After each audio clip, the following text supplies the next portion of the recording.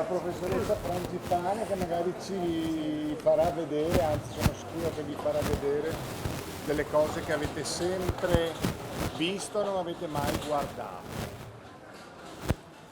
Buona Bene, passeggiata. grazie mille. Allora, io vi chiederei di salire le scale e di affacciarvi sulla piazza, così cominciamo a parlare della nostra città.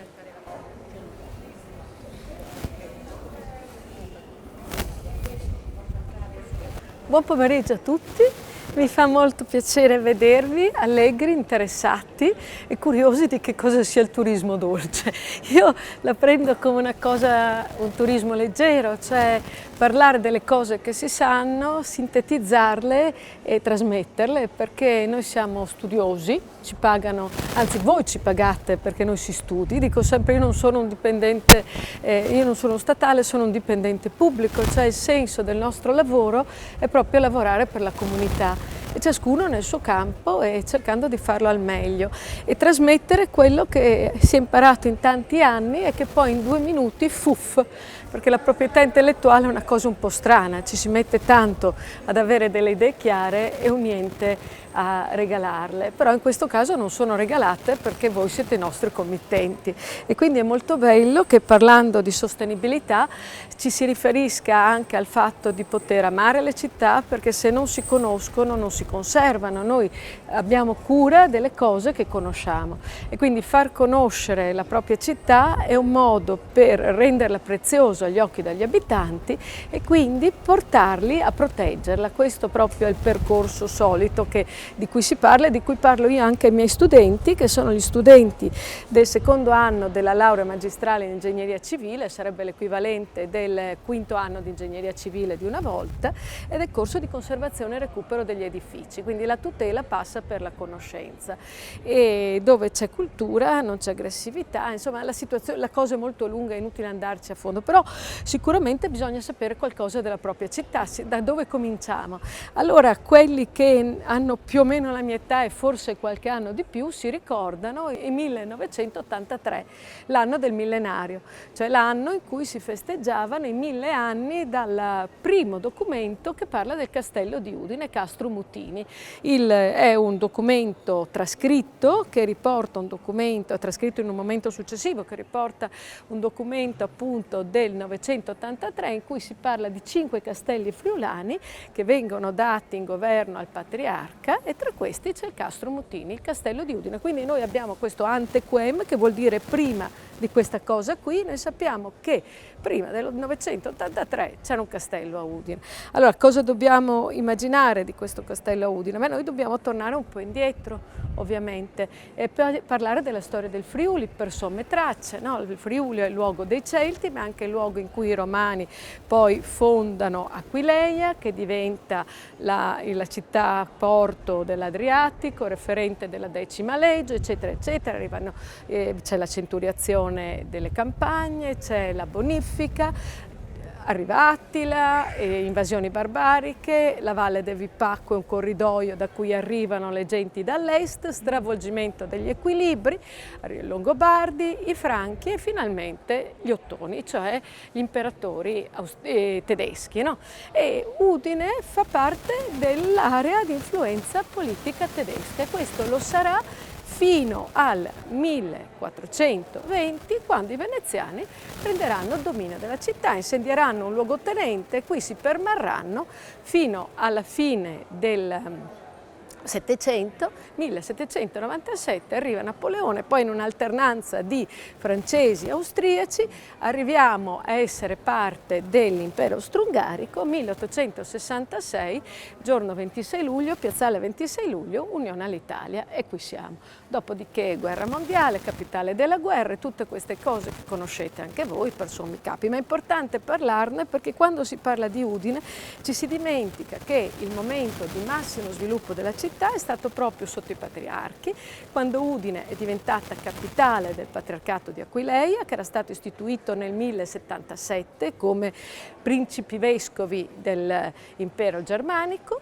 e qui arrivavano, essendosi ormai tranquillizzate le acque, diciamo, passati l'invasione degli Ungari, passate varie situazioni a livello di tutta l'Europa, c'era quella tranquillità per cui rifiorivano le attività partendo dagli ordini mendicanti che avevano le loro sedi fuori dalla città, il San Francesco della Vigna, eccetera, eccetera, eccetera, ed erano luoghi soprattutto di accoglienza e di ospedalizzazione, no? Lazzaretti, eccetera, e ripartivano, diceva, e dai commerci. Udine era importante perché era un centro di commercio nelle pelli durante il Medioevo, era importante per le sue ceramiche, di cui poi si è persa memoria, ne parla il dottor Buora in un suo scritto degli anni 70, e fondamentalmente il tutto era arrivato all'apice durante il Medioevo partendo da un fatto.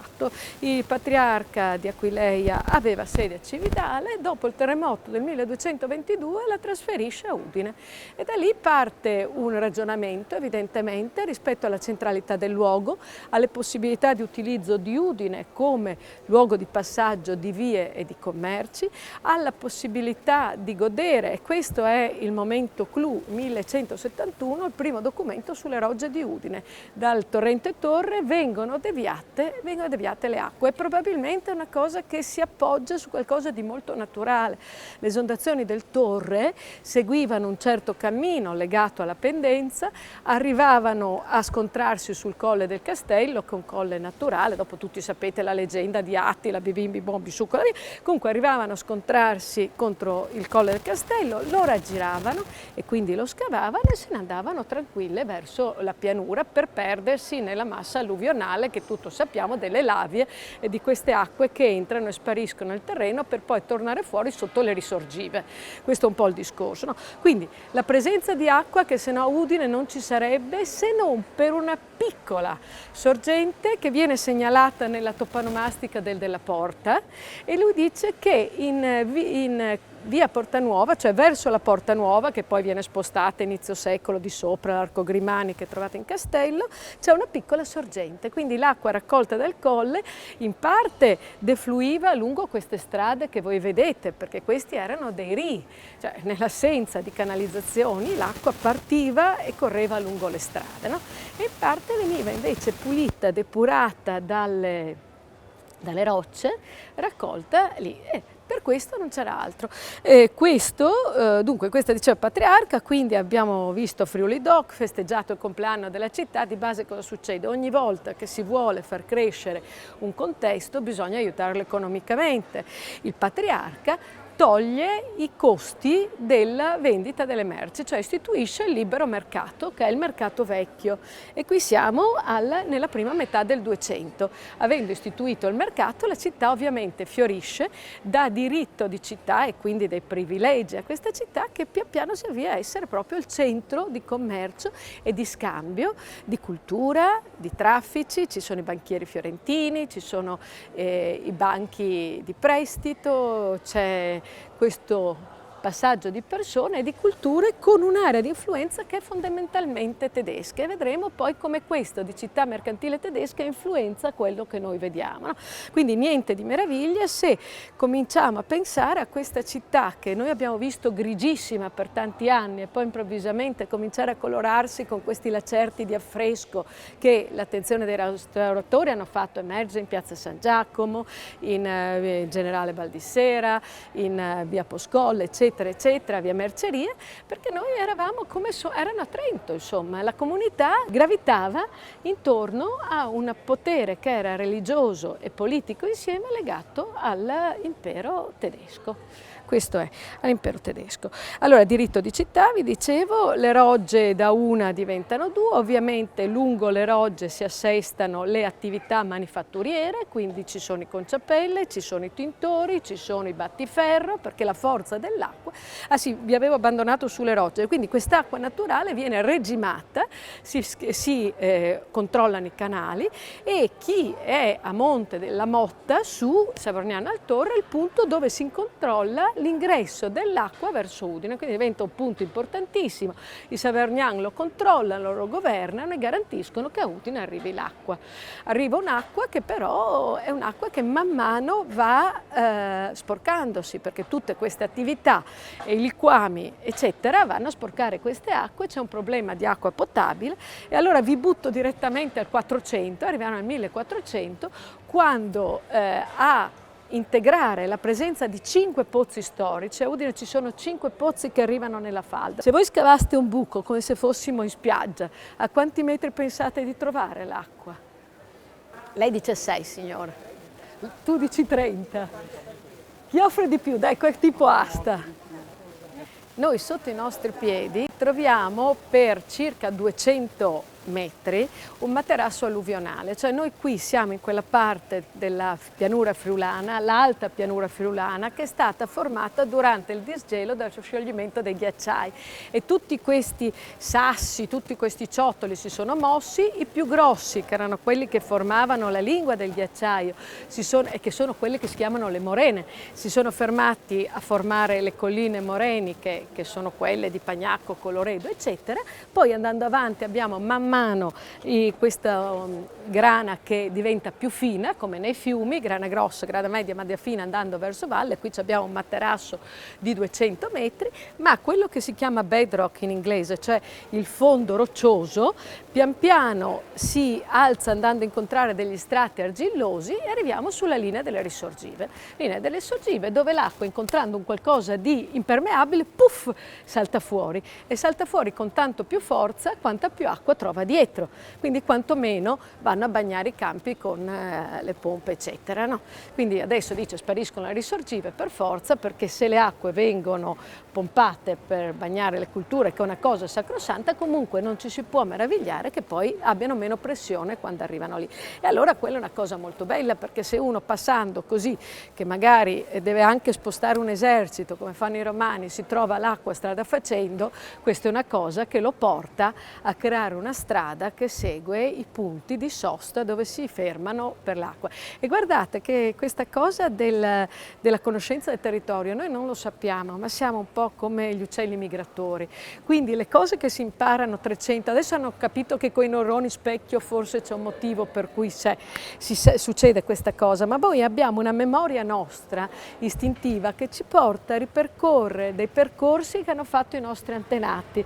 Per esempio mi dicono le genti delle parti del Pordenonese che io conosco faccio un inciso, io queste cose non le ho lette sulla rubrica settimanale di Friuli nel mondo o cose del genere, cioè questo io vi sintetizzo così scherzando quello che ho studiato per 30 anni. Adesso io ve la metto facile, ma però se qualcuno poi la volesse vedere un po' difficile posso dare tutti i riferimenti degli articoli che sono stati scritti eccetera, e sarebbero come delle pillole di Udine, perché io non mi posso permettere certo di sostituire le guide che sono bravissime, né posso fermarvi qui a parlarvi solo dei pozzi di Udine per un'ora. Quindi abbiate fiducia che c'è dietro dello studio, ecco, ve lo dico così per ridere, ma è anche vero. Allora no, volevo dire che queste persone della Pedemontana con cui ho lavorato per tanti anni mi raccontano che poi i motociclisti tedeschi arrivano giù per il passo di Montecroce seguendo le vecchie strade che seguivano nel Medioevo, e così questi attraversamenti, che sono degli attraversamenti est-ovest che datano la preistoria, continuano a essere seguiti perché c'è un suo perché.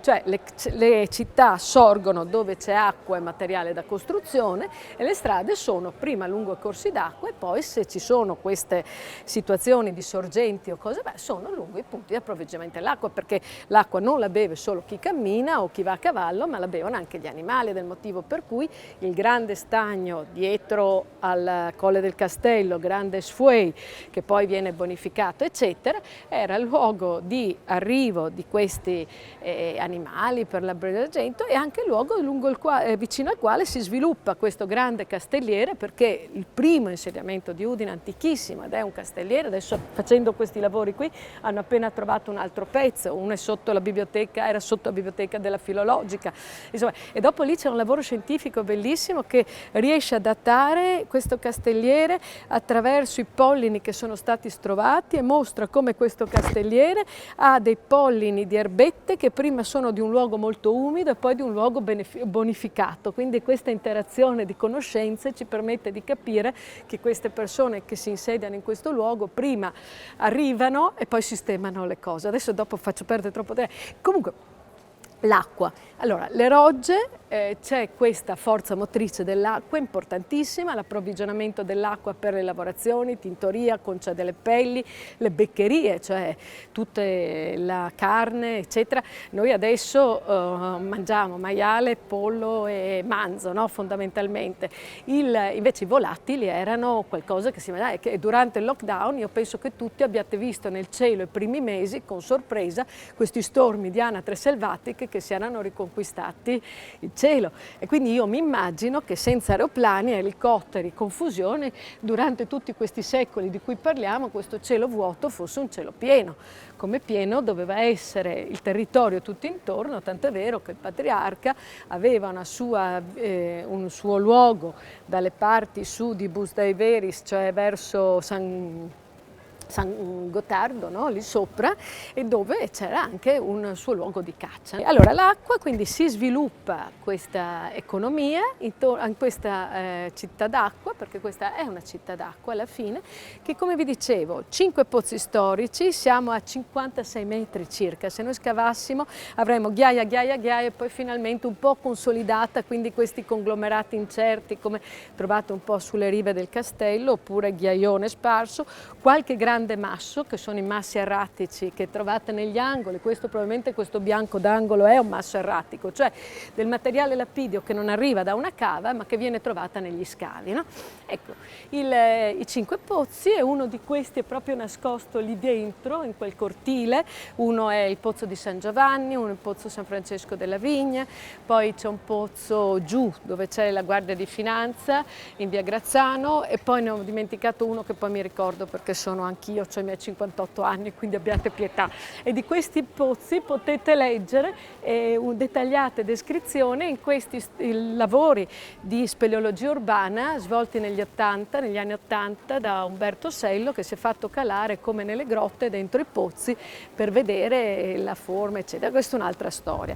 Vabbè, però non bastavano, e quindi arriva un signore che si chiama Bartolomeo Costa Sbardellini, detto Bartolomeo delle Cisterne, da Capodistria, siamo a metà del 400, e insegna come si fanno i pozzi alla veneziana, perché Capodistria è un territorio della Repubblica Veneta, a Venezia l'acqua non c'è, e quindi si era capito che facendo un grande buco non più di 3 metri, rivestito di argilla, con una canna bucata in mezzo e tutta sabbia intorno, aprendo 4 pozzetti, una volta che l'acqua sporca era passata durante la pioggia, si poteva filtrare l'acqua pulita, perché quando parliamo di selciati parliamo di animali che girano, di assenza di latrine, insomma, sporca era sporca, quindi se adesso diciamo che il piazzale dobbiamo raccogliere la prima pioggia, che sono i primi 5 minuti, beh lì forse anche 20, ma comunque dopo i grandi acquazzoni. E se volete vedere come questa cosa lo vedete nel chiostro delle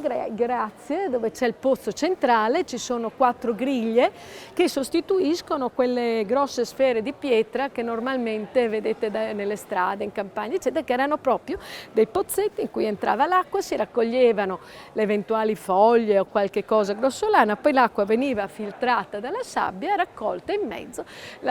Il pozzo di Piazza San Giacomo funziona così, ma ogni cortile aveva un pozzo del genere. Se voi vi prendete la mappa dell'Avagnolo che tutti conoscete, oppure immagino che è una mappa del 1848-52 di questo ingegnere Antonio Lavagnolo che disegna la città dentro la quinta cerchia, di questo parliamo dopo, no? Utilizzando la numerazione che i soldati napoleonici entrando a Udine avevano dato, partendo dall'inizio di via Aquileia per tornare indietro, girando zig zag tutte le città e indicando il numero di posti di alloggio per gli ufficiali, per i soldati e per gli animali. Quindi rifacendo ordine in questa questione lavagnola, vedete dei punti o nella mappa del catasto napoleonico, e questo sarebbe un'altra storia, ma credetemi, vedete dei puntini tondi in mezzo alle vie, in mezzo alle piazze, in mezzo ai cortili. Allora c'erano nelle Androne le cisterne, che poi erano pozzi cisterna comuni, e quelli privati. Fondamentalmente funziona così. E allora lì appunto quel pozzo, poi c'è quello, quindi i nostri pozzi in realtà non sono pozzi, tranne l'unico che potete vedere tipo pozzo è quello di fronte all'Olimpionico in via Stringer, che quello è il pozzo di San Giovanni, che arriva a fondo ai 50 metri. La vera del pozzo non è la sua, è stata messa recentemente quando è stato riaperto. In realtà ho trovato una fotografia di tanti anni fa dove quella vera del pozzo probabilmente è quella di Palazzo Caselli. E anche questa è un'altra storia, no? Allora questa comunità si organizza col patriarca, dà una libertà alla comunità, istituisce questa patria del Friuli, questo Parlamento, si parla del Parlamento della Patria, dove sono rappresentati i nobili, dove sono rappresentati gli ecclesiastici e dove sono rappresentati i paesi della patria Friuli, tranne qualcuno che non gode di questa libertà. Io sempre nel Pordenonese, tutta la zona di Castelnuovo del Friuli non è rappresentata dalla patria del Friuli perché è un possedimento privato di caccia dei Savognà. Però bisogna pensare una cosa che non si ha sempre in mente. Nella ricostruzione, e quindi parliamo 45-55, non c'era certezza che Trieste sarebbe ritornata all'Italia. Questo si è stati sicuri che arrivava solo avvicinandoci al 55, quindi dal 45 al 55 Udine è stata il vero centro di riferimento dello sviluppo della ricostruzione, quindi tutti gli uffici pubblici, tutti gli interessi economici, tutto il tuttissimo era qua. Quindi il gran boom edilizio di Udine dagli anni 50 in poi è legato da un lato alla ricchezza che era stata comunque messa da parte durante la guerra, non da tutti ma da alcuni, perché i proventi del mercato nero, della vendita delle munizioni eccetera, adesso però tutti sanno che ci sono state delle fortune che sono state come durante la prima guerra mondiale, insomma ci sono le situazioni in cui certa gente guadagna, certa gente va in miseria. Quindi c'erano dei capitali da investire che nella ricostruzione sono stati investiti palesemente, non necessariamente locali ma anche eccetera, però per una città che doveva essere una città che se Trieste non fosse rientrata in Italia sarebbe stata comunque il riferimento di tutta un'area geografica molto molto estesa. La regione è del 63, prima c'erano solo le province e durante il fascismo tutti sapete che c'erano le tre Venezie, cioè la Venezia Euganea, la Venezia Tridentina e la Venezia Giulia, che comprendevano Trentino Alto Adige. Noi facevamo parte della Venezia Euganea e poi c'era tutta la parte della costa dell'Istria giù andare, no? Questa era la configurazione. Ci sono le province di Udine, quindi l'ufficio dell'Enel, l'Ucide della Telve, i comandi militari, tutto si concentra a Udine. Questo fa sì che insomma ci sia anche un po' di giro di soldi e una necessità di far fronte al nuovo utilizzo delle automobili. Una città in cui ci siano in ogni strada che porta verso fuori una roggia, quindi una in via Aquileia, una in via Grazzano e dopo tutta intorno eccetera, diventa una città scomoda, no? E quindi viene fatto un progetto di copertura delle rogge e le rogge vengono vincolate un attimo dopo che il progetto è partito, quindi il vincolo arriva troppo tardi, il finanziamento ormai c'è e vengono coperte. Certo, in questo mondo sostenibile in cui tutto dovrebbe funzionare ci piacerebbe che ci fosse un bel progetto di riapertura di questi canali con un progetto intelligente di mobilità lenta, turismo sostenibile, camminate, ciclabile eccetera. Perché? Perché dunque allora la Udine, dicevo intorno al Colle 93, cioè, in metà 200 la necessità di espandere la prima cerchia, che era quella che girava intorno al colle, che come tutti i castelli aveva una cinta più piccola, una cinta un po' più larga, dove c'erano gli abitadores. Se si seguono gli annali, si leggono gli annali, è tutto spiegato lì e sono anche belli che tradotti. Dopodiché arriviamo alla necessità, con l'introduzione del mercato, di includere anche l'area di mercato, e guarda caso l'area di mercato si colloca in una parte sud-ovest del Colle del Castello, perché quello che dovete tener conto, che si pensa poco, però io adesso oggi, per aspettare voi, mentre vi aspettavo, ho letto la voce Udine della Treccani. La voce è stata scritta anche dal famoso studioso di cose friulane, che è Pier Silverio Laich, e effettivamente dice una cosa che io credevo di aver scoperto, che lui già diceva nel 1937, però purtroppo la ricerca è anche conoscenza, cioè noi dobbiamo studiare le cose che sono state dette, perché non tutte ce le trasmettono, no? Quindi non serve anche scoprire, qualche volta basta leggere. E anche lui dice una cosa che io dico ai miei studenti: Udine si sviluppa a spicchi, a falci di luna, nella direzione del sole, per cui non è Reggio Emilia, città di fondazione romana, Castro, Decumano, per cui queste città della pianura si espandono a macchia d'olio. Le città intorno a un colle si espandono verso il caldo e a spicchi, man mano includendo delle aree. Questo succede per Udine, ma così succede per Gorizia, Piazza della Vittoria, uno spicchio, è rimasto non edificato ma è uno spicchio. Così succede a Lubiana, se qualcuno a voi andate, cioè intorno al castello ci sono questi spicchi, e uno spicchio, il primo spicchio viene circondato con la seconda cerchia, che è quella che passa sul lato sud di Piazza Mercato Nuovo, che oggi noi chiamiamo Piazza San Giacomo, e andando verso dove c'era la Vitrum trovate un cartello che vi dice, una lapidina, qui passava la seconda cerchia. Non è bastato, le case molto fitte, perché qui si sviluppano molto fitte, vedete, sono una vicina all'altra, adesso parliamo delle case. Le case molto fitte vanno a occupare tutto il tessuto edilizio, per cui serve una terza cerchia, che è quella delle torri che sono rimaste, Santa Maria, Villalta, Porta Aquileia, non quella in fondo ma Porta Aquileia qui, cioè dove c'è l'Odeon, lì c'era un passaggio, e dalle nostre parti dove arriveremo, Piazza Antonini, la Porta Santa Lucia, che adesso ovviamente non esiste più, ma è nell'angolo con Palazzo Florio, no? Ecco, allora questo è uno sviluppo urbano denso, che nasce dal fatto che la gente è assediata per periodi non tanto lunghi, perché la logistica non permette degli assedi lunghissimi, quindi la gente sopravvive con quello che ha, mette via, se c'è un assedio mangiano e bevono quello che ha messo da parte, dopo a un certo punto si stufano i primi, muoiono gli altri, in qualche maniera l'operazione finisce. Quando invece la logistica diventa un attimo più organizzata, per cui si possono pensare di spostare carri con persone, c'è bisogno di una cinta che abbia anche degli orti dentro, e allora viene realizzata, che poi sarà terminata dai veneziani dopo il 1420, la quinta cinta, che è quella della circonvallazione esterna, e che se voi guardate una pianta dell'Ottocento vedete benissimo che il nucleo medievale è denso, e poi l'espansione del 1400-1500 lascia enormi spazi per giardini, orti, vasche, quel che si vuole, e la urbanizzazione si addensa lungo le linee d'ingresso alla città, quindi vari borghi, Poscolle, Villalta, Superiore, eccetera, che erano semplicemente i luoghi dove la gente, entrando in città, si fermava per aspettare l'apertura delle porte, quindi dove c'erano delle locande, dei luoghi per depositare la merce, per poter, chi veniva da fuori arrivava lì, ci metteva le cose, poi tornava, aprivano le porte, faceva il mercato, tornava fuori,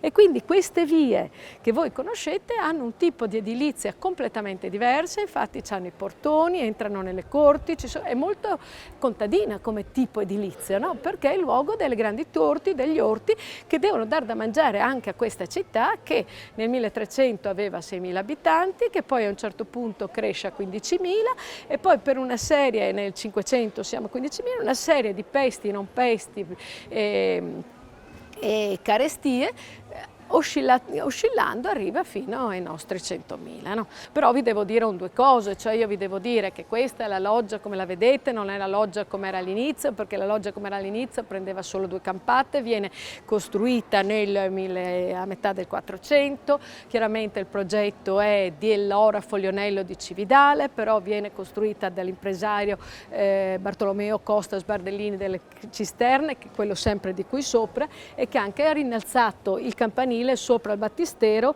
del Beato Bertrando del 300 e ha fatto chiarezza su tutto questo una persona a cui sono molto grata, che è il signor Agostino Peressini, che lui da dipendente dell'AMGA ha cominciato nella pensione un po' prima a studiare gli archivi udinesi, e lui di acque sa tutto e si è imbattuto anche e ha parlato di Suez e sa tutto delle rogge, e vi racconterò anche una bella cosa che mi riguarda che mi ha raccontato.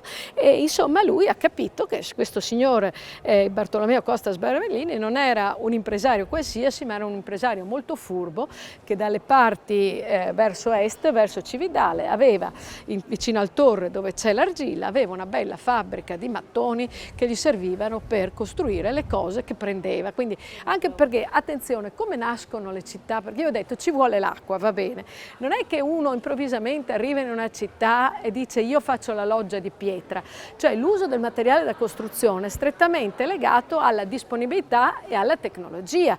Quindi arrivando in un luogo, ammesso che ci sia l'acqua, perché se no non ci si ferma, almeno che non sia un luogo strategico dove si costruiscono delle riserve d'acqua perché è un punto strategico come era Udine in mezzo alla pianura eccetera, allora le prime costruzioni che faranno saranno vuoi di legno se c'è il legno, vuoi di terra cruda se non c'è altro, o vuoi di ciottoli, ma non certo ciottoli, né certo di mattoni legati a malta, perché se uno riesce intanto a farsi un riparo poi ha i mezzi per poter fare delle fornaci, se fa delle fornaci può cuocere il calcare diventa calceviva, poi si può spegnere, impastare con la sabbia e fare la malta, e arriviamo ai muri legati.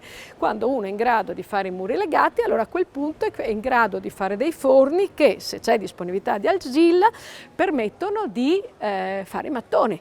Però allora a quel punto siamo già messi piuttosto bene che possiamo pensare anche a avere un maglio, quindi avendo disponibilità di rocce che contengono ferro, perché il ferro non è che uno dice mi dia 4 kg di ferro in natura come trova le pepite d'oro nei fiumi. Il ferro si estrae cuocendo ad altissima temperatura i materiali ferrosi, la bauxite, la limonite eccetera, e poi battendo e depurando questo materiale che cola dal carbone che è stato utilizzato per la cottura, da cui il nostro ferro battuto, che è un ferro fatto a lamine tipo wafer e che quando voi lo vedete degradare si apre tipo wafer, contrariamente al ferro invece che è stato fuso e gettato in formi, in stampi, tecnologia che si può usare solo adesso con altissime temperature, perché poi a un certo punto nell'800 si è capito che se i fumi che uscivano dai camini si potevano rigirare nel processo, allora aumentava la temperatura, che questo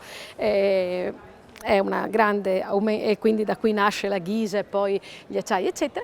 Vabbè, allora contrariamente a quello che se voi lo guardate in giro ha dei buchi, cioè non si sfoglia ma ha dei buchi, e poi soprattutto non si autopassiva, cioè i nostri vecchi ferri battuti hanno la ruggine sopra ma finisce lì.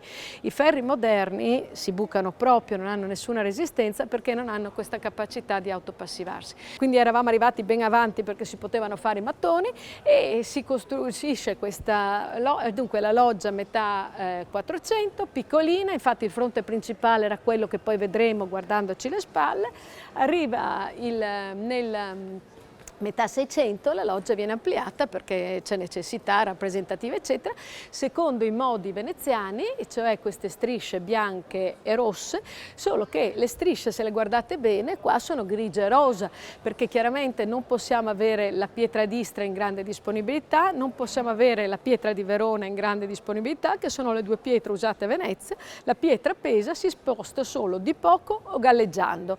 A Venezia arriva lungo l'Adriatico sulle Zattere, Chiate, eccetera, o Lungoladice, Verona, noi qua dobbiamo accontentarci della pietra di Nabresina, questo dicono gli acta, e le pietre delle nostre montagne. Allora il rosso nelle nostre montagne si trova nella zona di Bordano e nella sella di Sant'Agnese. Se uno va su quando ci sono gli aquiloni, per strada è tutto bello rosa, no? E anche il Duomo di Gemona ha le colonne rosa. Allora in realtà questo scimmiotta i modi veneziani con i nostri materiali da costruzione, mentre sono di pietra d'Istria le colonne e i capitelli che viene documentato arrivano a Portonogaro, e molto probabilmente questa pietra d'Istria viene anche utilizzata come zavorra per lo spostamento delle barche. Noi sappiamo che Boston è costruita con i mattoni dell'Inghilterra perché servivano da zavorra, quindi le barche non potevano certo attraversare l'Atlantico vuote, arrivavano con i mattoni e tornavano col ben di Dio,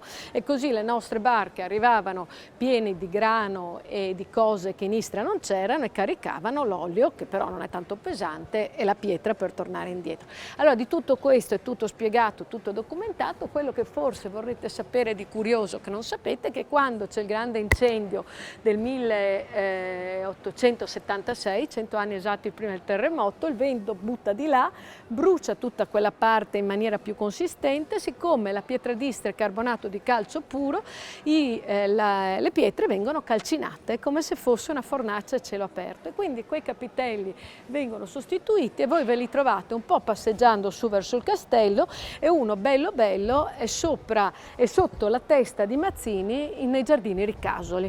Quindi in una ricerca dei capitelli, una volta me li sono trovati tutti, come in un'altra ricerca abbiamo mappato con un braccio tutte le pietre della loggia, e che rappresentano un po' le cose che si trovano qui in Friuli. Quindi questi calcari fossiliferi dei grigi che vedete, un po' le conchigliette, viene documentato che pietra di Nabresina, e i rossi probabilmente vengono dalla zona del Gemonese, i neri sono come quelli che vedete in piazza, sono il Nero Timau, sono questi grigio carnia, Nero Timau, i grigi ovviamente sono la pietra piesentina, e qua alle mie spalle c'è la piazza, no? Con la loggia di San Giovanni che viene nel 1533, nel 1531 è demolita la chiesa di San Giovanni che era in mezzo e con tante casuppole, viene spostata a Udine, viene data alla scomunica, e avranno un bel da fare per riavere la loro libertà religiosa, perché questo di buttare via giù le chiese non era piaciuto niente. E questo terrapieno, come in piazza 20 settembre il secondo terrapieno, altro non è che il cumulo delle macerie delle case demolite. In piazza 20 settembre il cumulo delle macerie del Palazzo della Torre, Conte Lucio, se qualcuno sa la storia delle ferate malefatte del Conte Lucio, 1717, il palazzo non è demolito ma smontato e venduto all'asta. Nel 2004 ho casualmente trovato il telero della sala principale a Boston, nel museo dell'Elizabeth Stewart Garden, perché Berenson, il famoso critico inglese che aiutava l'Elizabeth Stewart Garden nella scelta dei pezzi delle raccolte, trova a Venezia questo telero attribuito al veronese alla scuola, il matrimonio di Ebe, che si dice venire dal Palazzo della Torre, dal demolito Palazzo della Torre. Allora potrebbe essere come non essere. Quello che però è importante in questa storia è che nell'inizio Novecento della demolizione del Palazzo della Torre c'era ancora memoria a Venezia, quindi deve essere stata una cosa epica. Vorrei solo che vi ricordaste della Torre dell'Orologio, Giovanni da Udine, 1527. Giovanni da Udine fugge da Roma invasa dai Lanzichenecchi, e come tutta la corte degli architetti e artisti del Papa in quel momento si sparpaglia nella penisola. Lui torna a Udine, che era il suo luogo, perché tutti sappiamo che è nato in piazza Garibaldi, e diventa subito proto delle fabbriche, cioè capo delle fabbriche. Quindi questo è suo, come sua parte del progetto del campanile del castello insieme a Gaspare Negro, come è suo lo scalone del castello, ma queste sono tutte altre storie che ci portano lontano. Quindi Loggiato e Bernardino da Morcotte, siamo 1533, non possiamo andare a vederlo, però vi prego di andarlo a vedere per conto vostro e di accorgervi che le basi di destra sono di una pietra diversa dalle basi di sinistra. Il loggiato probabilmente è stato costruito con 2 cantieri successivi utilizzando materiale diverso. E allora questa è una cosa che noi usiamo anche per capire, cioè la lettura dei materiali da costruzione ci aiutano anche a capire le fasi della costruzione. Ecco, la vabbè, la Giustizia, San Marco, ecco, ultima cosa, le statue di Ercole e Cacco, statue che adornavano uno dei due cortili di Palazzo della Torre in piazza 20 settembre, che dopo lo smontaggio vengono portate in questo luogo come monito a ricordo della potenza di Venezia, che i familiari della Torre sperano di far dimenticare, che quindi richiedono come propria proprietà e aggiungono sotto una scritta: questo è stato donato da noi, perché siccome non glieli rendono e quelli dicono che loro, dice allora senti, almeno scrivo che ve li ho lasciati. In realtà sono un elemento di monito, è stato tolto, adornavano questo ingresso di questo palazzo meraviglioso. Andiamo veloce e vi racconto un'altra storia, che è quella della città tedesca. La città tedesca è una città mercantile. La città mercantile è fatta della tipologia edilizia terra-tetto, vuol dire sotto c'ho le botteghe, sopra c'ho il deposito e sopra ancora c'ho dove dormo. Si sviluppa per fasi successive, quindi ci sono dei lotti, la prima parte è fronte strada, poi c'è un cortile lungo e profondo, una casa dietro, si alza con piano per piano finché va a riempire tutto il lotto, e questa è una sequenza di lotti di un'unica finestra che, nel momento in cui la città mercantile diventa città di servizi, cioè notai, parrucchieri, barbieri e quello che volete, non ha più bisogno dei cortili ma bisogno solo dell'abitazione, per cui più fettine vengono unite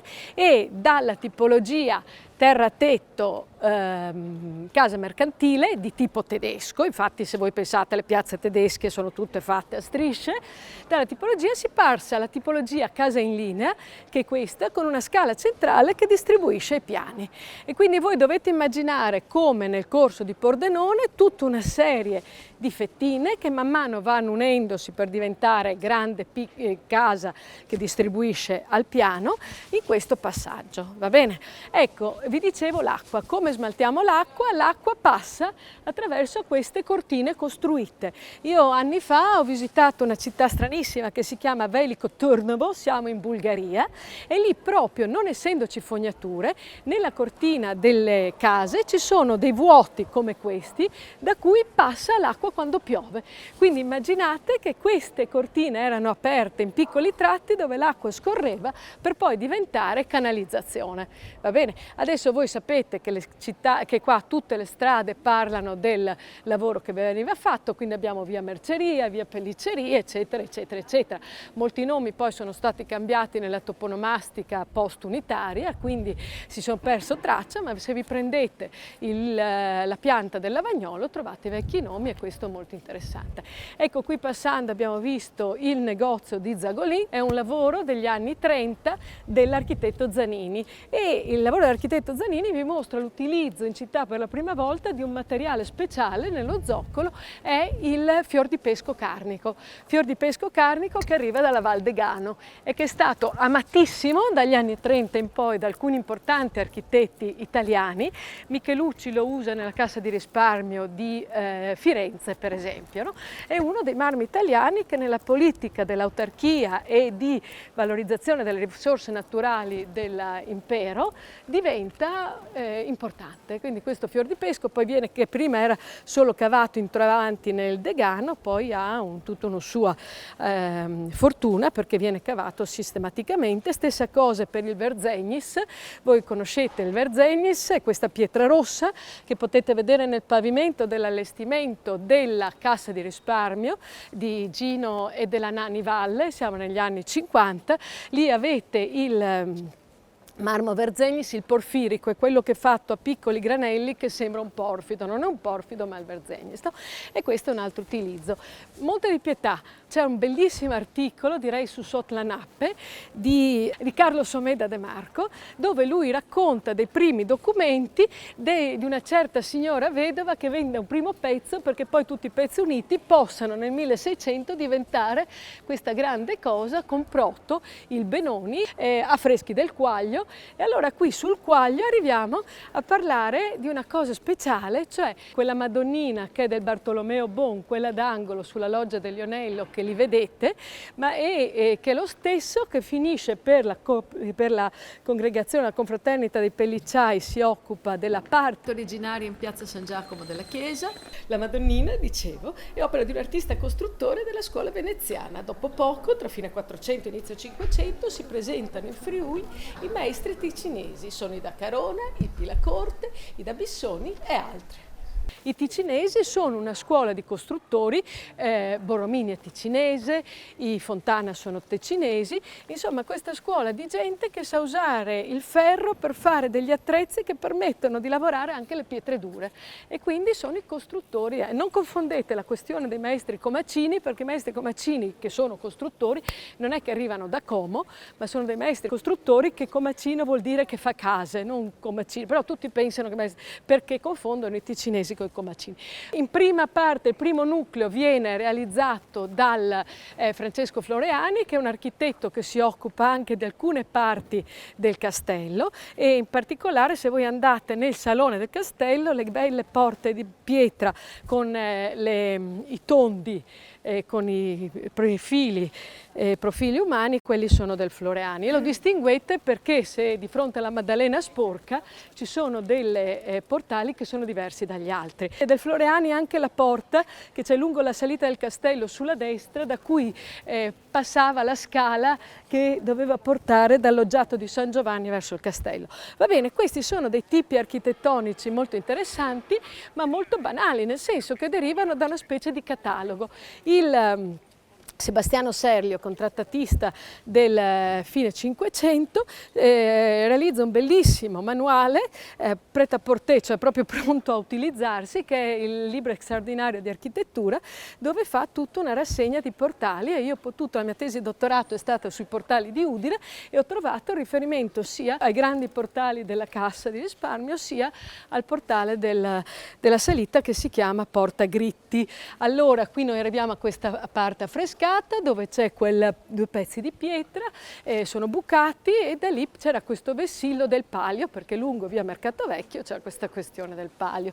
Dietro c'è la casa di Gino Valle, la casa Talmoni. Gino Valle è un grandissimo architetto friulano che ha avuto successo internazionale. Nel 1963 realizza questa cosa che è un esempio internazionale di inserimento di un'architettura nuova, moderna, in un tessuto esistente, però vedete, lui riprende il lotto medievale, cioè lui in maniera colta, con la struttura in metallo, utilizza la tipologia mercantile per un inserimento graduale. Dice giustamente la Gianna Malisani che è una cosa bellissima ma unica, perché noi non possiamo pensare che di queste se ne facciano 14, quindi è una cosa sola, è un pezzo di bravura molto bello. Il marmo che lui utilizza non è un marmo, è una pietra di Prun che viene dalla zona dell'Alto Veneto, ed è quella cosa rosa che vedete.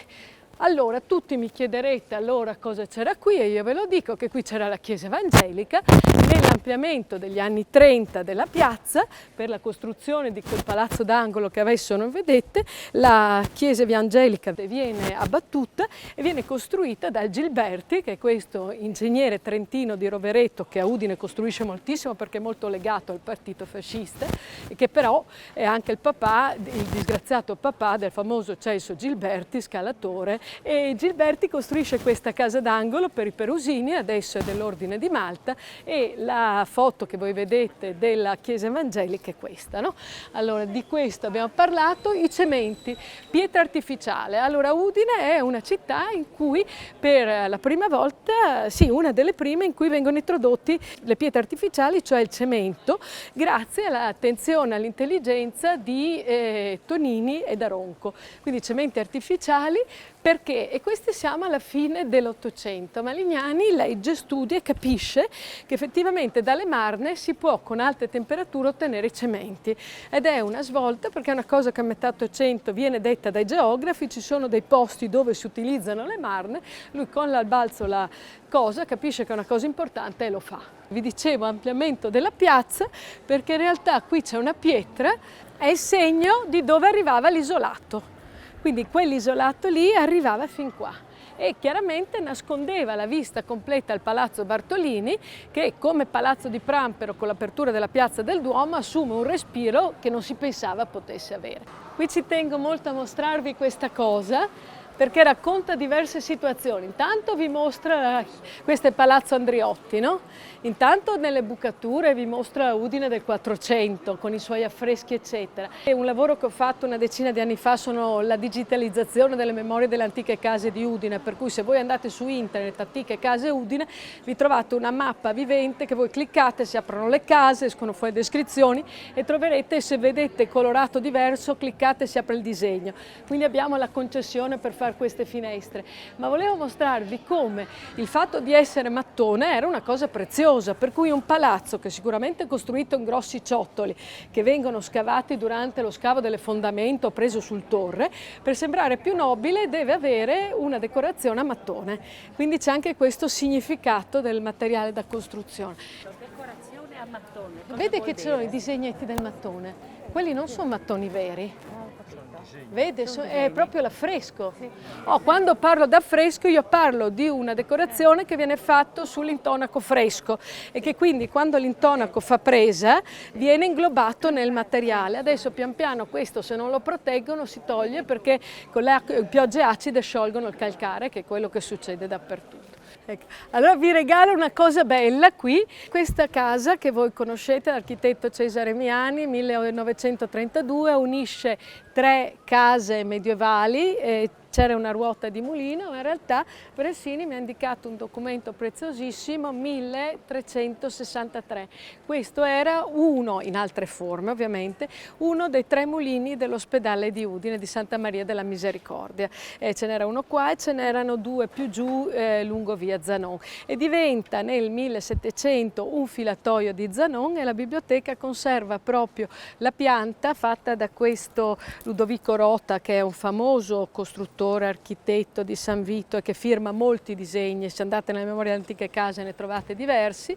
E allora questa è un filatoio di Zanon con 4 ruote in serie che continuano a sfruttare il passaggio dell'acqua. Questa ovviamente è la roggia di Udine, l'altra è la roggia di Palma perché va giù a Palmanova, questa se ne va su di là. Arriviamo a San Cristoforo, portale del 1500, se non dico stupidaggini, 19 o 20. L'importante è che è un portale sempre dell'Apicidi lombardi, dell'Apicidi ticinesi, ed è realizzato sempre con un calcare fossilifero, cioè un calcare dove si vedono delle conchigliette. In realtà questo non viene da Aurisina, ma come alcuni studi più o meno recenti hanno identificato, gli Apicidi ticinesi, in particolare il Pilacorte, si legano all'area pedemontana, dove a Travesio si cava una pietra molto simile, ed è una pietra che viene apprezzata negli anni, e questo vedete Bernardino da Bissone 1518, gli anni passano,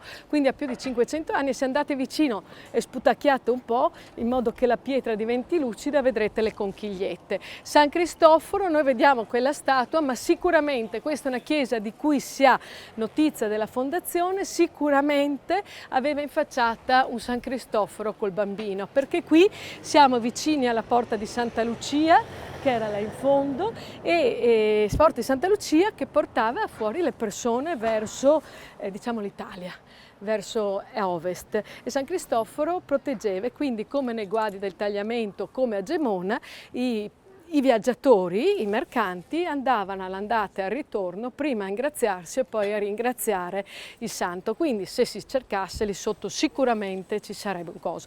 Palazzo Caselli viene realizzato all'inizio dell'Ottocento da questo ufficiale francese Le Manettot sulle case mantiche, e qui ci sarebbe tutta un'altra storia, perché stiamo parlando di come i Mangilli, di famiglie che arrivano dalla zona del lago di Como, quindi sempre il Ticino, perché la diocesi di Como era parte del patriarcato di Aquileia, quindi esiste anche un collegamento religioso oltre che commerciale con quelle terre, e questi tessitori arrivano, non fanno parte della nobiltà castellana, hanno un altro tipo di nobiltà più recente, ma dovuta appunto al loro benessere e alle loro possibilità economiche. Stiamo arrivando passo passo al nostro appuntamento al Palazzo Antonini del Palladio. Ovviamente non ve l'ho detto, ma tutti sapete che il portone di accesso accesso alla salita del castello è attribuito al Palladio e che ripete nelle forme ma non nella matericità il Portonate di San Daniele. Il Portonate di San Daniele è fatto col conglomerato delle banchi del tagliamento e con la pietra d'Istria, invece il nostro è fatto con la pietra piesentina che inizialmente arriva dalla zona di Tarcento, Artegna, Faedis e solo dal 700 ha le cave nella zona di Torreano, quindi c'è questo passaggio. E lì un'altra storia che sono riuscita a raccontare è quella di questi nomi che si ripetono. I Toffoletti sono una famiglia di Tarcento che noi dal 700 troviamo nella zona invece di Torreano perché si spostano come cavatori di pietra. E tutto questo traffico delle pietre ovviamente è legato a dei regimi commerciali ma anche a delle convenienze economiche. Questo è un intervento dell'architetto Zanini degli anni 50, questo invece è il famoso Palazzo Antonini, adesso Maseri Antonini del Palladio, di cui si ha un disegno nei libri di architettura, quindi c'è la paternità, ma probabilmente il Palladio non l'ha proprio visto. L'altro invece è il Palazzo Antonini Cernazai, appartenuto alla famiglia Antonini, che viene costruito per parti, perché tanti piccoli lotti medievali vengono acquisiti e stranamente la parte originaria appena costruita per prima è quella bianca, perché quelli sono i pezzi che vengono comprati per prima e solo in un secondo tempo riescono a completare il palazzo, che poi viene acquisito dai Cernazai, che sono dei facoltosissimi imprenditori, e l'ultimo dei Cernazai lo lascia in eredità alle suore della Provvidenza. Allora è tutta una serie di questioni ereditarie, perché ovviamente i parenti si ribellano. Lui era un sacerdote, Monsignor Cernazai. Padre Scrosoppi, che ancora non era santo, va fino alla Cassazione a Firenze, siamo alla fine dell'Ottocento, viene stabilito di fare un puntuale inventario di tutto quello che c'è dentro per dividerlo in tre, i due eredi e le suore. In realtà un erede bleffava, ma fa così per donare poi a Padre Scrosoppi il suo terzo, quindi 2/3 vanno alle suore e 1/3 arriva alla famiglia, poi si dividono. E la cosa bellissima è che io ho dovuto studiare questo palazzo perché nel libro di Bergamini e della Carnielutti sugli Antonini c'è una parte mia che parla di questo palazzo, ho trovato la mappa delle acquisizioni eccetera, chi vuole se lo legge, ma la cosa divertente è che a un certo punto vedo riferimento a un certo allegato, vado in archivio di Stato e dico mi dia l'allegato, mi danno un volumone, così io comincio a cercare di girare le pagine per capire qual è l'allegato. Io ci ho messo 5 minuti a capire che l'allegato era il libro, cioè in questo libro di fine 800 viene descritto quello che c'è dentro al palazzo fino ai vestiti coi bottoni rotti, cioè si sa tutto. E quindi entrando nel libro si entra nella casa e io ho raccontato questa storia. Adesso io vi devo lasciare al professor Zannini.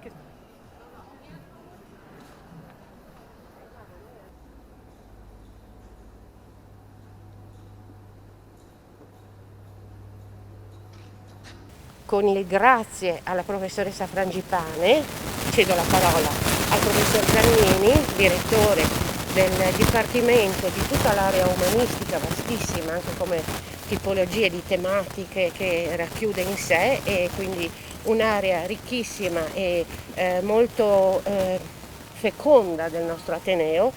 Il nostro direttore Zannini, a lei la parola.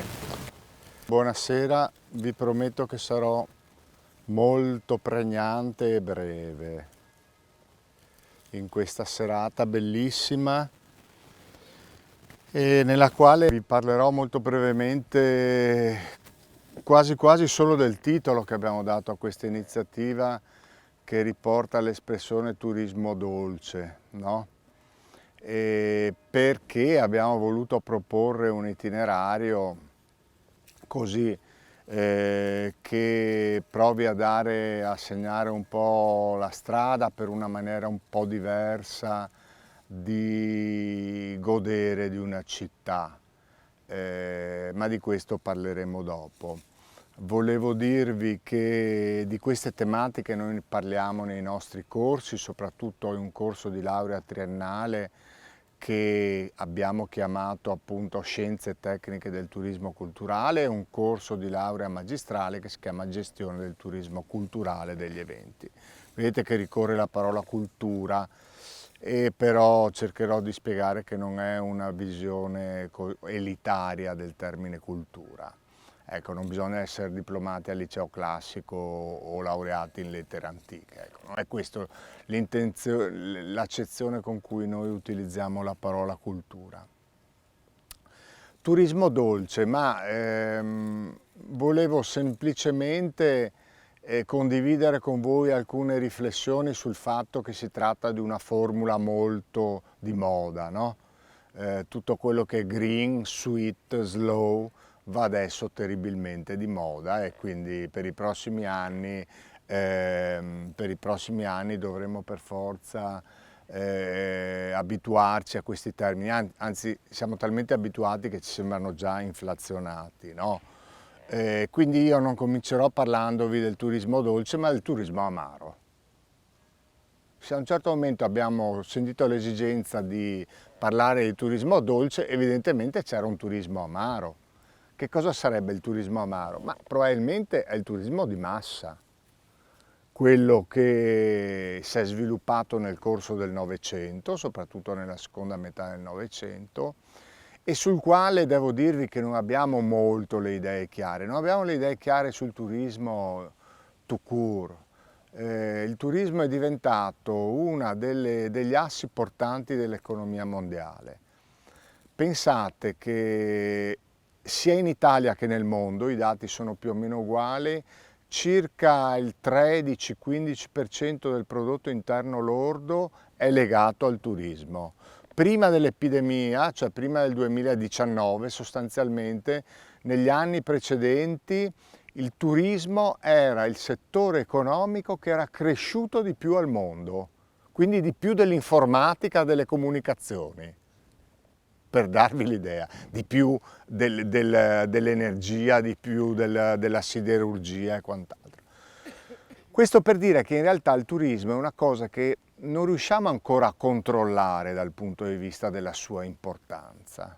No, è una forza, è stata definita una forza inarrestabile che ha preso l'uomo moderno e una forza, come molte cose inarrestabili, non legata a bisogni essenziali. Il turismo non rappresenta nessun bisogno essenziale. Ma come spiego ai miei studenti quando gli spiego che le cose più importanti sono state fatte nella storia per cose non essenziali, tipo scoprire gli altri continenti solo per cercare i chiodi di garofano, anche questa probabilmente è una delle cose non fondamentali della nostra società e che però è diventata di un'importanza fondamentale. Tanto da assumere i caratteri tipici della società del Novecento, cioè l'industrializzazione. Ormai il turismo di massa è stato nel Novecento e lo è ancora di fatto un prodotto industriale con tutti i caratteri, la standardizzazione, la serializzazione dei prodotti industriali. Quindi perché questa nuova idea di reazione a questo turismo amaro con un turismo dolce? Perché evidentemente una branca del turismo che si ritiene crescerà di più nei prossimi anni. Il turismo outdoor, il turismo culturale, il turismo dolce. Perché? Perché evidentemente le nostre esigenze non sono più quelle degli anni 50 e 60, cui ci ricordiamo tutti, molti di quelli che sono qua, non molte delle signore più giovani, qualcuno come me che ha i capelli bianchi, in cui ci bastava metterci in colonna la domenica sulla 600, no, con la nonna seduta dietro con la teglia con le melanzane e passare la domenica in fila negli ombrelloni. Evidentemente cerchiamo qualcosa di diverso. Cosa? Beh, innanzitutto direi che uno degli elementi del turismo dolce è come si può dire, un contributo di cultura che non si riesce più ad avere o non si è mai riuscito ad avere dal turismo di massa. Cultura non necessariamente visitare l'Acropoli dopo essere smontati dalla nave crociera, ma anche cultura come l'abbiamo vista oggi, cioè capire di più dei luoghi.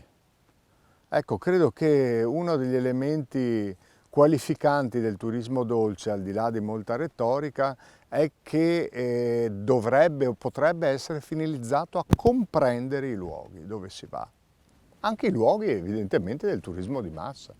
Per esempio, capire Lignano non mi sembra studiare, capire com'è nata Lignano, studiare per esempio le bellissime architetture novecentesche del secondo Novecento con cui è stata costruita Lignano, ricordo una mostra di qualche anno fa, è un elemento culturale.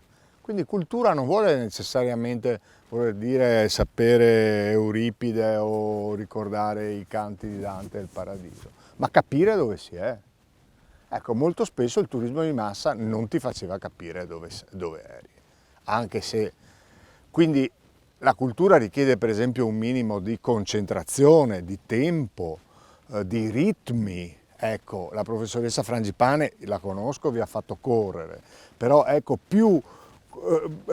quanto più la trasmissione culturale come si può dire, va in armonia con i ritmi, col luogo dove si è, pensate per esempio alla montagna, ai luoghi naturali, ecco, più la trasmissione culturale è efficace, questo lo sappiamo noi.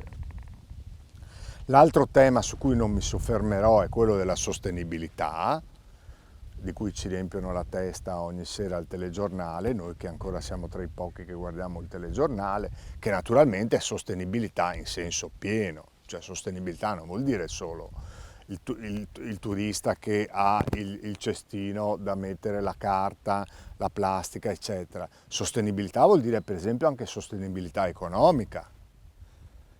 Un'offerta di turismo dolce deve essere sostenibile, non può basarsi solo sulle munifiche e elargizioni degli enti pubblici come per esempio il Comune di Udine.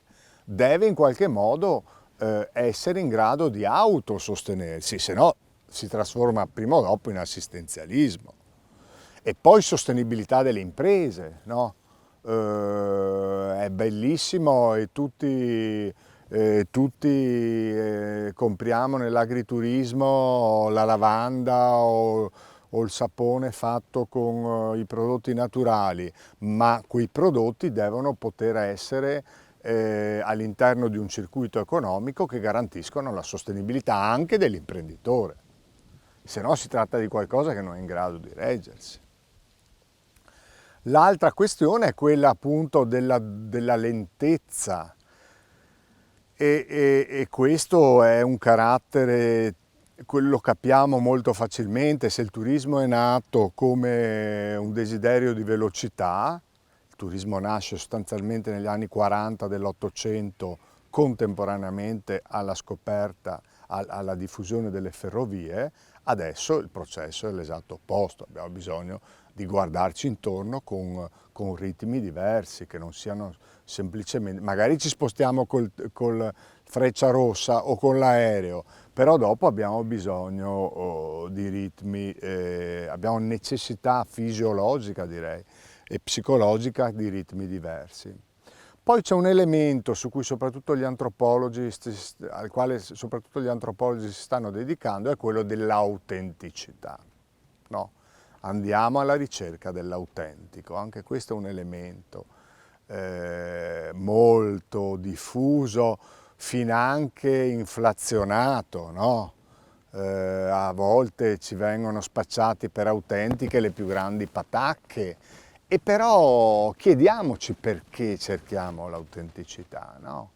C'è un desiderio, qualcuno ha detto, di arcaicità o di andare alle radici, no? Adesso ci sembra autentico lo Spolert, che negli anni 50 abbiamo buttato via per comprare i mobili di Formica, vi ricordate? Li abbiamo tutti buttati via. Adesso ci sembra autentico. Quando è stato introdotto a fine 800 era il massimo della modernità. Era come adesso mettersi, non so, il computer più avanzato. Quindi è interessante per chi lo guarda da fuori o per chi o per chi ne è coinvolto, è interessante questo criterio dell'autenticità. Ecco, vi sto descrivendo un po' cosa sta dentro all'intorno di questo turismo dolce. Poi c'è uno degli elementi fondamentali, è il contatto con la natura, no? Contatto con la natura, per cui questo risponde a un'esigenza sempre più pressante, quindi il concetto di dolce va assieme al concetto appunto di sostenibilità ambientale, cambiamento climatico o quant'altre cose. Vorrei chiudere dicendovi forse una cosa un po' controcorrente, che il turismo dolce è anche un problema di democrazia. Io sono appassionato di montagna e ogni anno che vado nelle mie montagne vedo sempre più gente che cammina, che va nei rifugi, che passa le giornate in quella eccezionale natura che abbiamo qua a pochi chilometri di distanza, che è la più bella natura del mondo, quella delle Dolomiti, delle nostre Alpi orientali. E però sui sentieri di rifugi non si riesce più a camminare. I passi alpini non sono più percorribili, non trovi più posteggio. Anche nell'anfratto più nascosto delle Dolomiti senti il biker con la moto che sgasa. Cioè, il turismo dolce è un turismo per tutti o non è semplicemente la trasposizione di un'idea elitaria di turismo che se fosse abbracciata da tutti non sarebbe più dolce? No? Cosa ne facciamo delle nostre spiagge, che sono ormai, voi sapete, i luoghi più artificiali sulla terra, no? Bibbione, Lignano, Grado, ogni anno bisogna metterci milioni di tonnellate di sabbia. Cosa ne facciamo? Come facciamo a trasformarli in turismo dolce? Naturalmente io, come faccio con i miei studenti, pongo le domande ma non do mai le risposte. Non do mai le risposte. Se fossi pagato per dare le risposte forse farei un altro mestiere. E quindi il problema è un problema di compatibilità. Come è compatibile il turismo dolce con i numeri del giorno d'oggi? E poi io sono veneziano, abbiamo diritto noi di dire ai cinesi, agli indiani, no, non venite a Venezia, non l'avete mai vista? Mi dispiace, è finito, dovete mettervi in coda, dovete prendere il biglietto, oppure mettiamo i tornelli a Piazzale Roma. Sapete che c'è una grande discussione su come lo sfruttamento turistico impatti sul concetto per esempio, di libertà di movimento e di democrazia, di spostamento. Un nostro collega di università, un giorno in cui, e chiudo con questo esempio, in cui tuonavo contro i turisti che mangiano i panini seduti sui gradini di Piazza San Marco, mi ha detto: ma io amo Venezia, ci vado ogni volta che posso, ma posso solo permettermi di portarmi il pranzo al sacco e di mangiare il panino. E io sono stato zitto. Sono stato zitto, perché quello è un argomento sul quale io non ho grandi cosa vuol dire? Elementi da ribattere. Quindi non ho voluto in nessuna maniera rovinarvi, spero di non avervi rovinato la bellissima passeggiata che avete fatto con la professoressa Frangipane.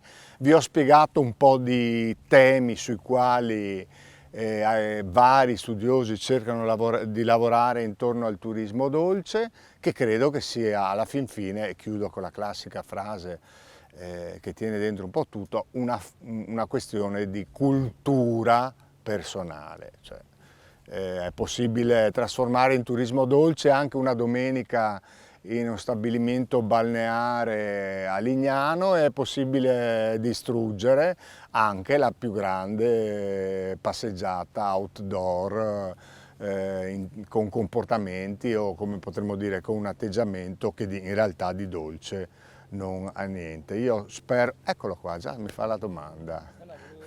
Capire se in questa fase di turismo dolce potrebbe essere inserito anche il famoso turismo ciclabile, no? Ma assolutamente, ormai è diventato... Ormai sull'Alpe Adria che comunque, sì, questi turisti che frequentano questa ciclovia molte volte passano davanti anche a elementi storici, no, del nostro paesaggio, Sì. però difficilmente si fermano, no?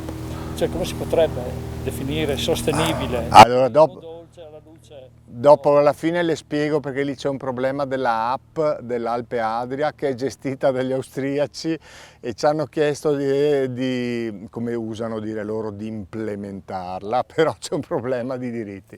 Ma lungo l'Alpe Adria c'è una marea di siti che poi sono tutti già, come si dice, studiati e depositati presso la soprintendenza, centinaia che potrebbero fornire degli appuntamenti lungo l'itinerario stupendi. Un altro discorso è quanto l'informazione diventa sovrainformazione. Per esempio, questa cosa dei totem e dei cartelloni, quelli della provincia molto belli, non so se avete presenti, con le ville, eccetera. Adesso sono quasi tutti scoloriti, scolorati. Bisognerebbe rifarli. E poi che senso ha metterne 1, 2, 3, 4? C'è anche un problema di confusione della comunicazione. C'è un problema di sinergie. Io per esempio in montagna, in Alto Adige c'è una cartellonistica per i sentieri, qua ogni comune se ne fa una diversa, poi ci sono quelli del CAI, bianco, rosa.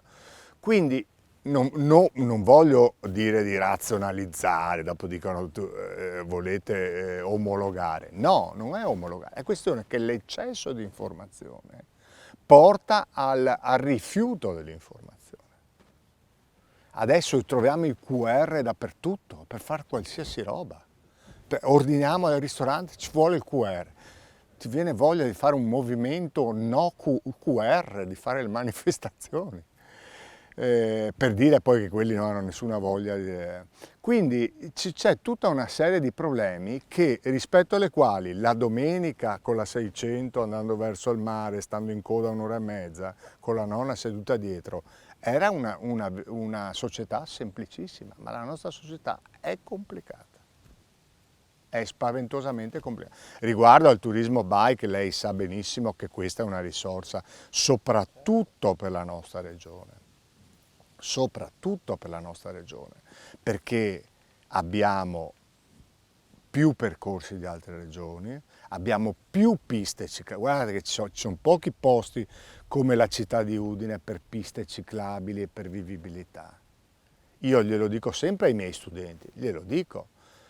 Qui vi potete muovere in bicicletta. Dove vi potete muovere in bicicletta? A Roma, che ci sono i colli, il Gran Premio della Montagna, a Milano che ci sono le rotaie del tram, che fanno più morti le rotaie del tram in bicicletta di non so chi. Quindi noi abbiamo una perla di città da questo punto di vista. Abbiamo una perla di città. Certo, i comuni non fanno mai abbastanza, noi vorremmo sempre di più. Però rendiamoci conto di cosa abbiamo: i percorsi ciclabili, il cicloturismo, abbiamo lo Zoncolan, ci siamo perfino inventati il Crostis, che è una salita che non è mai stata fatta e che conoscono in tutto il mondo. Certo che bisogna metterci infrastrutture, passione, un po' più di senso dell'ospitalità, soprattutto da alcune popolazioni, diciamo, ecco. Un po' più di cultura dell'ospitalità, che dopo quando andiamo in Alto Adige diciamo ma guarda questi qua come... però insomma la strada è quella, ecco. Io vi ringrazio, grazie della bella iniziativa, grazie al Comune, grazie alla dottoressa Missana che è il motore di questa iniziativa. Speriamo di farne uno dei motori, giusto? Professor Maragon, che è il delegato alla sostenibilità dell'Università degli Studi di Udine. No, mi inserisco perché sto gestendo in contemporanea delle cose, grazie ai colleghi Sono appunto Francesco Marangon, delegato direttore per il settore della sostenibilità, che ha avuto il piacere e l'onore di essere il referente, appunto, dato che il tema della sostenibilità è il filo rosso che guida questi 18 incontri che facciamo in 4 città in questo primo ciclo.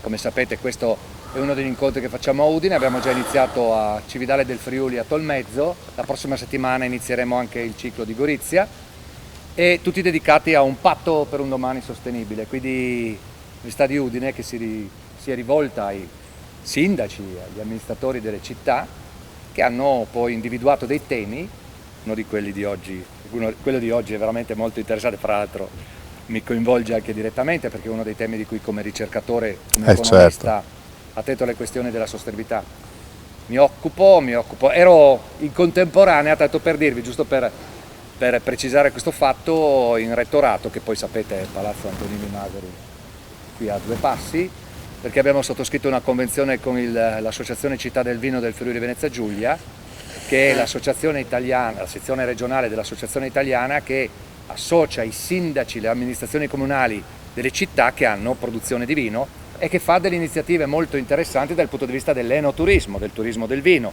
Una di queste recenti sarebbe Calici di Stelle, no? Durante il periodo di agosto, un mese fa, e quindi abbiamo parlato proprio di questo, quindi sono temi molto interessanti. Quindi grazie, ho sentito il frammento finale, già mi verrebbe da pensare due battute fra le varie che mi verrebbero da dire. Uno è il dibattito che si è aperto, io frequento la montagna più che il mare, il dibattito che si è aperto sulla chiusura dei passi. Io mi occupo anche di Dolomiti UNESCO, come sapete, i passi dolomitici, li chiudiamo o non li chiudiamo, con Messner sì, altri no, e il fondo alla fin fine si va sempre a parlare di diritto alla fruizione di un bene pubblico, perché poi è come hai detto tu, a Venezia mi piace, voglio arrivarci con quello che posso, cioè col mio pranzo al sacco, magari però poi lascio i rifiuti e il pranzo l'ho comperato da dove vengo e in economia locale non rimane niente, questo è un problema aperto, però è attualissimo, la congestione che ripartirà dopo questo lockdown. L'altro, sempre rimanendo in montagna, Socioccai quale sono, ricevo una rivista che si chiama Montagne 360 e quest'anno, l'ultimo numero di settembre, apre il problema della conflittualità, siccome avete parlato di cicloturismo, fra la fruizione dei sentieri CAI a piedi o in mountain bike. Uno dice, ma che problemi? No. Con l'esplosione che c'è stata l'anno scorso, anche quest'anno, della fruizione montana, anche da parte di chi non è mai stato in montagna, con la evoluzione tecnologica delle bici elettriche o e-bike, mountain bike, per cui ti dicono tutti possono andare nei sentieri di montagna, cioè la sensazione che hai è di andare nei sentieri di montagna, di stare attento che alle tue spalle non ti arrivi un bolide, perché questo succede in certi casi, sul sentierino CAI, curato da appunto l'assemblea del CAI Foni di Sopra l'altro giorno, erano tutti molto preoccupati del fatto che i volontari devono mantenere i sentieri che poi vengono usati e ovviamente usati in modo diverso dal solito da chi frequenta con la bicicletta quei sentieri. Questa è la modernità, che significa cercare di gestire le conflittualità di una fruizione dei beni naturali in particolare, su cui però l'Università di Udine sta dicendo delle cose bellissime. Quindi grazie ai colleghi. Grazie a te. Grazie a voi per la partecipazione e sappiate che ci sono altri appuntamenti anche a Udine, ancora abbiamo qualcosa. E vi segnalo che abbiamo ancora martedì 28 settembre, dovevo ricordarmi perché sono io relatore, va bene, però mi ero già dimenticato, parliamo di economia circolare, quindi non si parla solo di turismo naturalmente. E a Udine poi siamo ancora, il 10 novembre, cosa merita la popolazione in termini di sanità dopo il Covid, un tema proprio... Grazie Francesco. Io ho accennato alla sostenibilità del turismo a Venezia. Sì. In definitiva poi lei cosa ne pensa? No, guardi, se avessi un'idea chiara mi candiderei da qualche parte. Perché lì veramente è un problema complesso, no? L'idea ormai che da 2 o 3 anni si discuta su queste problematiche, è chiaro che è un fattore di sostenibilità anche. Guardi, credo che sia un caso campione per tutto il mondo, di fragilità, di flussi. Quando 2 colleghi economisti, Costa e come si chiama l'altro, Vanberg, negli anni 90 iniziarono a dire guardate che c'è un livello di tollerabilità di tot milioni di persone ogni anno. Hanno riscritto 5-6 volte l'articolo e ogni volta hanno alzato il livello di tollerabilità. Poi senti, come si chiama quello di Italy? Farinetti l'altra sera che dice l'Italia ha 50 milioni di turisti all'anno, potrebbe averne 100 milioni. Ha ragione, ha ragione. Per noi 50 milioni di turisti in più vorrebbe dire fare un salto nel reddito nazionale fortissimo. Bisogna vedere dove però i turismi. In Salento quest'estate letteralmente non potevi circolare. Io non c'ero fortunatamente, però. Quindi è un problema molto complicato. È un problema molto complicato.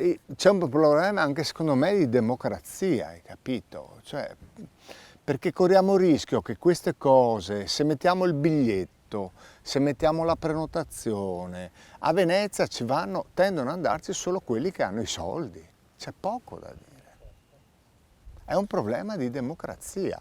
Quello che diceva Francesco Maragone, che non so se è arrivato sentendo che io ho già parlato dei passi dolomitici o forse è arrivato dopo, è esattamente quello, hai capito? Chi parte dalla pianura e va a farsi il rifugio e lascia la macchina lì, gli puoi dire no, la strada del Passo Sella da Canazei al Passo Sella è chiuso, devi prenotarti. Io non ho, per Venezia, poi c'è un altro problema a Venezia che non so se avete presente, la trasformazione di una gran parte del patrimonio edilizio privato in bed and breakfast, soprattutto attraverso la piattaforma Airbnb. Alcune città hanno chiuso, Barcellona eccetera. A Venezia io ho miei amici che hanno fatto questo tipo di ragionamento. È vero che è una commercializzazione della città, però sono stati messi a posto molti edifici. È vero che è un turismo mordi e fuggi, però è un turismo che con 60 euro ti permette per una coppia di giovani di dormire a Venezia. 60 euro no, a testa, però diciamo tra 80 e 120 euro una coppia dorme a Venezia una notte. Se ci fossero solo gli alberghi questo sarebbe impensabile. Quindi, come vedete, è il classico principio della soluzione a scacchiera. Quando tu muovi una pedina da una parte ne scopri un'altra. Io non ho, sinceramente, non so se la professoressa ha qualche idea a riguardo di Venezia. Lei che si interessa proprio di rapporto fra storia della città, urbanistica della città. Dici qualcosa tu di risolutivo su Venezia. È molto difficile, è molto difficile. Grazie ai colleghi che hanno fatto le riprese e arrivederci a tutti.